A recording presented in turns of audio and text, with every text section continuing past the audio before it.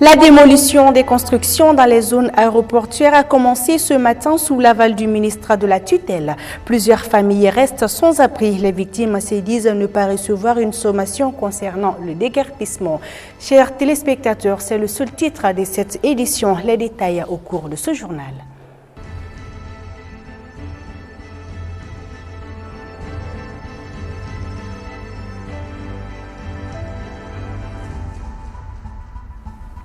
Ravi de vous retrouver, mesdames et messieurs, soyez les bienvenus dans cette grande édition. Zone aéroportuaire, un réveil dramatique et surprenant pour les occupants.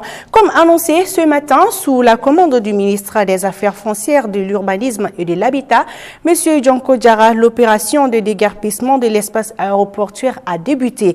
Plusieurs constructions ont été démolies et des centaines de familles bientôt sans abri. Ibrahim Massako et Moussa Haïdara. Une scène dramatique qui part d'elle-même. Au premier courageux des jeux, la tristesse, l'inquiétude et le désespoir se lisent sur les visages. Arrêté en plein air, l'atmosphère est terrible. La sécurité partout, on n'attend que les bruits des bulldozers et des maisons en décarpissement. Les décarpis occupants de ces zones aéroportuaires n'ont que l'air jeu pour pleurer. Dans ma famille, nous sommes au nombre de 20 personnes. Et s'ils viennent encore démolir notre maison, ça fait vraiment de la peine. C'est la deuxième fois qu'ils font cela et tout le monde en est témoin. Plus de 4712 habitants sont numérotés ici à Niamakoro. Nous prions que la paix revienne au Mali.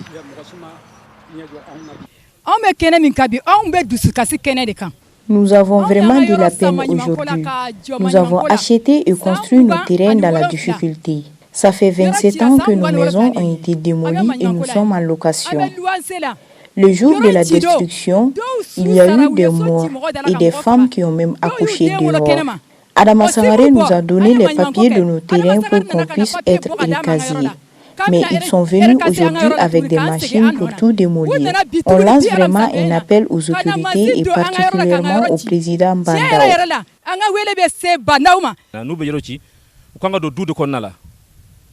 S'ils veulent détruire les maisons, ils doivent nous informer et nous donner un délai. Ce n'est pas la bonne manière de faire, surtout en ces moments de difficulté. Et il faut qu'ils pensent à tout cela. Isolée à quelques centimètres près de l'opération de démolition, cette jeune dame nous confie dans un air de désespoir qu'elle n'est pas surprise de ces destructions. Depuis notre enfance, ils ont commencé à détruire parce que ces terrains appartiennent à la SECNA. Et quand ils reviennent encore tout détruire, ça ne doit pas nous surprendre.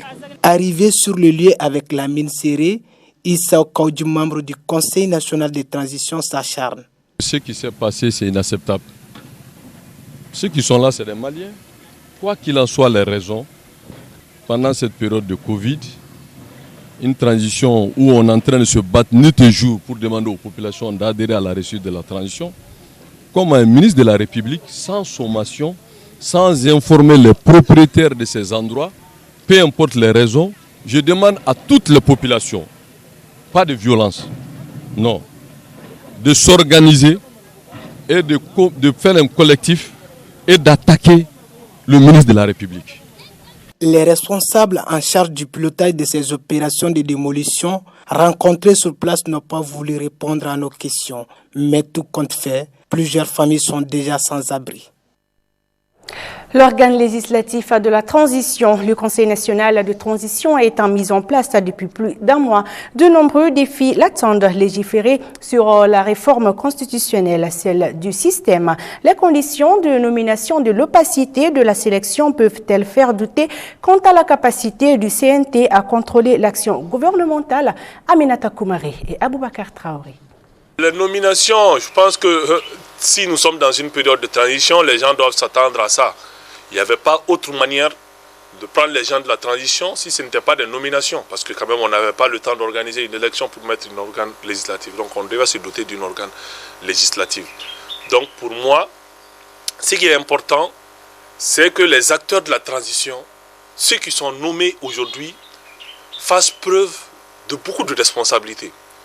Et fassent preuve de beaucoup d'implications pour qu'ils ne pensent pas, parce que telle personne m'a nommé, que je dois faire ce qu'il veut. Mais ils doivent surtout penser au pays, aux Maliens, pour dire qu'aujourd'hui c'est une opportunité historique de faire un changement réel dans notre pays. Il y a bien évidemment beaucoup de personnes qui doutent, mais moi je veux juste vous donner l'illustration. L'Assemblée nationale au Mali traditionnellement est élue. Mais si nous prenons les lois qui passent au niveau de l'Assemblée nationale, très souvent quand le président a la majorité présidentielle, c'est 80-90% des lois qui passent. Donc aujourd'hui tout dépend de l'homme et de son état d'esprit et de sa manière d'appréhender les choses. Il y en a qui sont élus, mais qui sont téléguidés par très souvent la majorité. Il y en a qui sont nommés, qui peuvent ne pas être influencés. Donc tout dépend de l'homme. Et moi, c'est pourquoi je convie ceux qui sont membres de ce Conseil national de la transition de ne pas faire comme par le passé. Parce que quand tu prends la majorité de ces personnes, c'est ceux qui critiquaient réellement le système. Les priorités pour moi, c'est surtout les réformes. Les réformes par rapport aux questions politiques, les réformes institutionnelles, qui peuvent bien évidemment nous permettre de poser les gages d'une élection libre et transparente. Les uns et les autres parlent d'élections mixtes, pour les législatives, on parle d'organes uniques. Je pense que c'est des questions qui font l'unanimité. Donc je pense que le Conseil national de la transition doit travailler pour que l'exécutif respecte la feuille de route de la transition. Et dans la feuille de route, je pense que ces réformes sont dans la feuille de route. Et ils doivent travailler aussi pour le contrôle de l'action du gouvernement. À présent, l'actualité hors de nos frontières avec Aminata Koumari.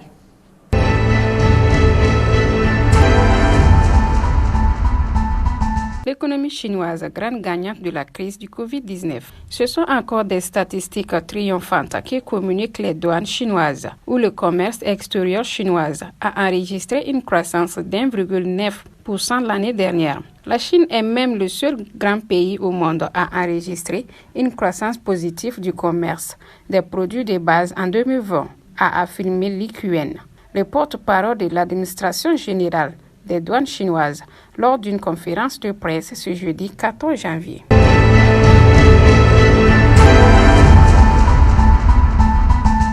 Personnes arrêtées pour avoir aidé des militants à fuir vers Taïwan. La police a arrêté ce jeudi 14 janvier à Hong Kong 11 personnes soupçonnées d'avoir aidé un groupe de militants à tenter de fuir vers Taïwan en bateau. Des militants qui avaient participé aux manifestations pro-démocratie en 2019, puis qui avaient été arrêtés par des gardes-côtes chinois.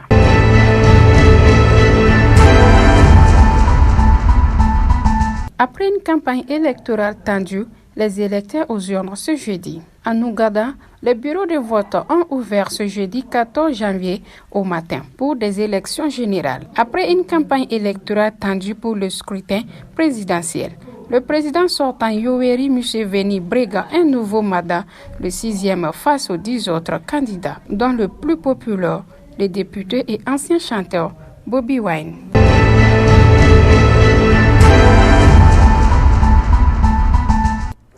L'histoire du dopage des deux jeunes joueurs maliens qui jouent actuellement dans le club autrichien RB Salzbourg prend une autre tournure. Ils risqueront tous les deux une sanction très lourde et le football malien en général à cause de la négligence du staff médical des Aigles du Mali. Sékou Diarra. C'est une très mauvaise nouvelle pour le football malien.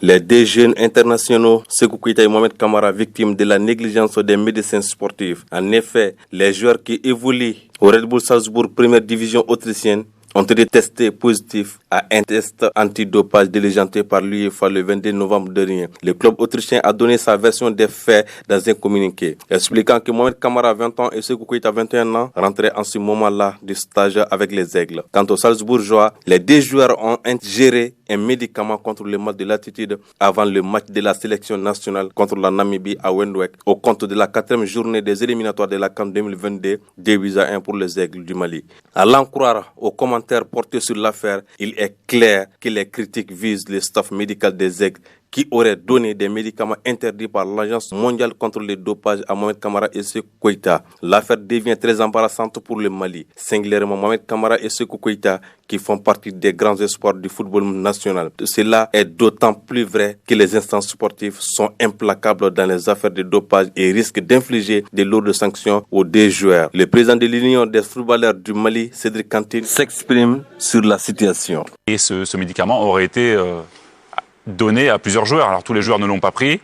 Maintenant, on parle de Sékou Koïta, Mohamed Kamara, qui sont des jeunes joueurs qui respectent ce que le staff médical leur dit. C'est une histoire de confiance. C'est un staff quand même médical qui est expérimenté. C'est pas des joueurs de 21 ans d'aller voir la liste des produits et de faire une enquête. Donc ils n'ont pas demandé, on leur a proposé ça, comme on peut proposer d'autres choses qui sont tout à fait acceptées. Et puis c'est un produit masquant en plus. C'est pas un produit dopant en tant que tel. Non, c'est un produit masquant dans la liste de l'AMA. Et a priori, c'est un produit qu'il faut prendre 3 fois avec une posologie bien spéciale. On leur a donné qu'une fois, donc avec absolument aucun effet. Donc je pense que c'est ce qu'ils vont expliquer le 13 quand ils vont passer devant l'UEFA. Mais en tout cas, nous, à l'UFM, syndicat des joueurs, et à la FEMAFoot, à la fédération, on espère vraiment que les joueurs seront disculpés parce qu'ils y sont pour rien. En tout cas, il y a de quoi s'inquiéter pour Mohamed Kamara et Sékou Koïta s'ils sont reconnus coupables selon les informations. Le règlement est explicite et imputable avec les joueurs car la suspension peut aller de 2 ans si ce n'est pas intentionnel. Par contre, 4 ans s'ils sont coupables. Le diabète gestationnel est une maladie qui touche seulement les femmes enceintes et cause généralement la malformation chez le nouveau-né. Il survient à partir du 6e mois et prend fin avec la grossesse. Un suivi rigoureux est conseillé aux femmes victimes. Korotoumou Koulibaly et Aboubakar Traoré pour le reportage. Le diabète gestationnel, appelé aussi diabète de grossesse, apparaît chez la femme enceinte vers la fin du 2e trimestre et peut durer jusqu'à la fin de la grossesse. Cette maladie cause la malformation chez les nouveau-nés. Le diabète gestationnel, c'est une typologie de diabète, mais c'est ce diabète qui est spécifique à la grossesse. Pour les spécialistes, le diabète gestationnel n'a pas de signe clinique et ne présente aucun symptôme. Seuls des examens peuvent confirmer l'état de la patiente. Les manifestations sont souvent confondues aux manifestations de la grossesse. En général, à la 24e semaine de la grossesse devient diabétogène. Ça veut dire quoi? Au début de la grossesse, il y a ce qu'on appelle un problème d'hypoglycémie qui va se poser. Ce problème d'hypoglycémie, c'est quoi? C'est le taux de glucose qui est diminué dans le sang de la femme enceinte. Ceci est lié à beaucoup d'événements. Mais au fur et à mesure que la grossesse avance, aux alentours de 24 semaines d'aménorrhée, le placenta, communément appelé les tonceaux, prend l'ascendance, il devient diabétogène. C'est-à-dire qu'il va produire des hormones qui vont augmenter ce qu'on appelle la glycémie dans le sang. La grande question qu'on va se poser, ces manifestations cliniques vont faire que c'est différent des autres manifestations du diabète normal. Maintenant, puisque nous n'avons pas de manifestations spécifiques, ceci va nous amener à diagnostiquer, à faire la recherche de ce diabète à partir des facteurs de risque que la femme même va présenter. Mais ce qui est important en consultation prénatale, et qui est la recommandation, qui est le gold standard, le dosage de la glycémie, taux de sucre dans le sang est une condition nécessaire et sine qua non. Cependant, pour réduire l'impact sur la santé de la mère et de l'enfant, les agents de santé doivent suivre minutieusement la grossesse, en particulier celle des femmes qui présentent des facteurs de risque. Le premier facteur de risque, c'est lié à la femme. Lorsque vous êtes en surpoids ou lorsque vous êtes dans l'obésité, c'est le premier facteur de risque du diabète gestationnel. Le deuxième facteur de risque, c'est lié à l'antécédent même de la femme, c'est-à-dire l'antécédent obstétrical. Une femme qui a un antécédent de naissance, c'est-à-dire d'un nouveau-né de poids supérieur à 4000 grammes, les femmes qui font des malformations, les femmes qui font des avortements à répétition, et même des femmes qui ont c'est-à-dire des antécédents d'accouchement avec déchirure cervicale. Et voilà, ainsi s'achève cette édition. Merci de votre fidélité. L'information continue sur nos réseaux sociaux, Facebook et YouTube. Demain, retrouvez Absetou Cissé sur ce même plateau pour un prochain journal. Quant à moi, je vous dis à lundi. Bonsoir.